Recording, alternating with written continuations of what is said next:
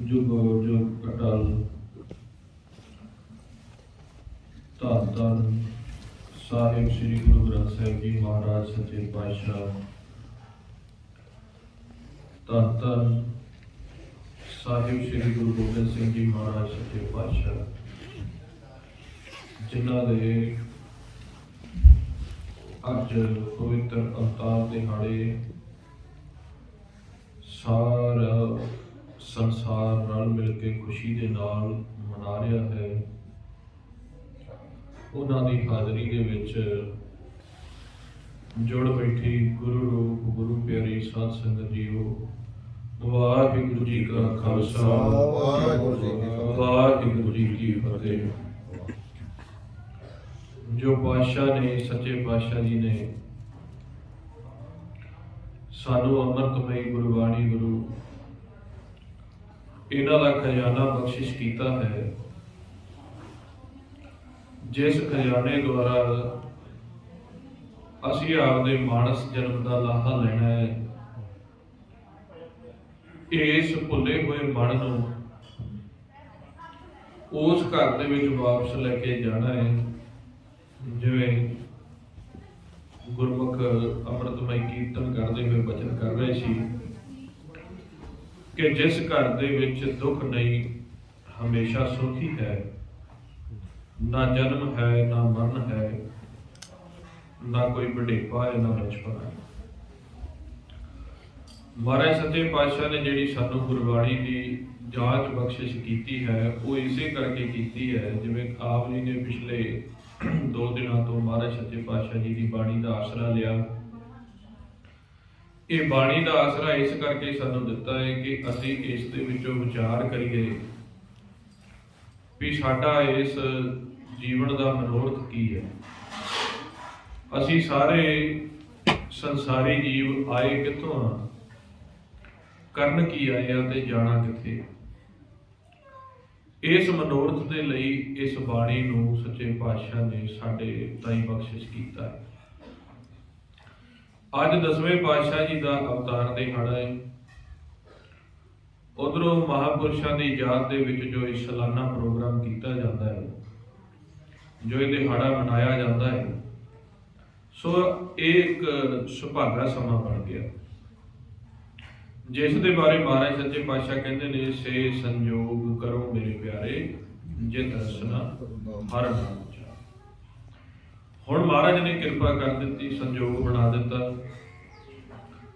ते महाराज सच्चे पातशाह ने जो सानू सिद्धांत दिते हुए ने, जो खुशी का मौका होवे गमी का मौका होवे, उन्हां जो सानू हुक्म किया है कि गुरबाणी का मुੱਢ आसरा लैके तुसीं उस समय नूं बतीत कराउणा। हुण अज आपां सारे गुरमुख रल मिल के इकट्ठे होए हैं। आओ आपां विचार के देखिए कि जिस बाणी का असी पिछले 3 दिन हो गए अज समेत 2 दिनों तो लगातार जाप किया है, उस बाणी का मनोरथ की है। किते आपां जो महाराज सच्चे पातशाह ने इन्नी महंगी बाणी सानू लिख के दी है, किते इसनूं मंत्र जाप बना के तो नहीं असीं पढ़ते पे। जो महाराज सच्चे पातशाह ने साडे जीवन की सेध इस बाणी दे विच दसी है, किसी सिर्फ असीं इहनूं दुनियावी मनोकामना दे वास्ते नहीं पढ़ते पे, क्योंकि तीसरे पातशाह जी बचन करते ने वेदा मैं नाम उत्तम सो सुने नहीं फिरे जियो बेगाले। महाराज कहते भी पिछले जदों भी समय दे विच काल दी हनेरी चली है, धर्म तो वड्डा पाप होण लगा, उस पाप दे समय नूं कट्टण दे लई सच्चे पातशाह ने जुग जुग आप दे भगत प्रगट कीते। और उन्हां भगतां ने आके वो किहड़े भगत सन जिहड़े प्रगट करते हैं हर युग दे विच, जिन्हां बारे तुसीं पढ़दे हो, हर जुग जुग भगत उपाया पैज रखदा आया राम राज, हरनाक्ष दुष्ट हर मारिया प्रहलाद तराया। ਉਹ ਭਗਤ ਕਿੱਥੋਂ ਆਉਂਦੇ ਨੇ ਜਿਹੜੇ ਪ੍ਰਗਟ ਹੁੰਦੇ ਨੇ। ਤੇ ਜਪਜੀ ਸਾਹਿਬ ਦੀ ਬਾਣੀ ਦੇ ਵਿੱਚੋਂ ਤੁਸੀਂ ਪੜੋ, ਤਿੱਥੈ ਜੋਧ ਮਹਾਬਲ ਸੂਰ, ਤਿਨ ਮੈਂ ਰਾਮ ਰਹਿਆ ਭਰਪੂਰ, ਤਿੱਥੈ ਸੀਤੋ ਸੀਤਾ ਮਹਿਮਾ ਮਾਨ, ਤਾਗੇ ਰੂਪ ਨਾ ਕਥਨੇ ਜਾਏ, ਨਾ ਉਮਰੈ ਨਾ ਠਾਗੇ ਜਾਏ, ਜਿਨਕੇ ਰਾਮ ਸਿਵਾ। ਇਹ ਸਾਰੀ ਖੇਲ ਮਨ ਦੀ ਬਣਾਵਟ ਦੀ ਹੈ। ਇਸ ਸੰਸਾਰ ਦੇ ਵਿੱਚ ਜੋ ਜੀਵ ਆਉਂਦੇ ਆ,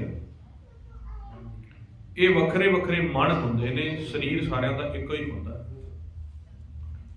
ਕੋਈ ਐਸੇ ਮਨ ਨੇ ਜੋ ਰਜੋਗੁਣੀ ਭਾਵ ਭੂਮ ਲੋਕ ਦੀਆਂ ਜੂਨਾਂ ਚੋਂ ਆਉਂਦੇ ਨੇ, ਉਹਨਾਂ ਦਾ ਸੁਭਾਅ ਜਨਮ ਤੋਂ ਹੀ ਆਸ਼ਾ ਅਭਿਲਾਸ਼ਾ ਤ੍ਰਿਸ਼ਨਾ ਸੰਸੇ ਪੁਰਨੇ ਫਿਕਰਾਂ ਵਾਲਾ ਹੁੰਦਾ।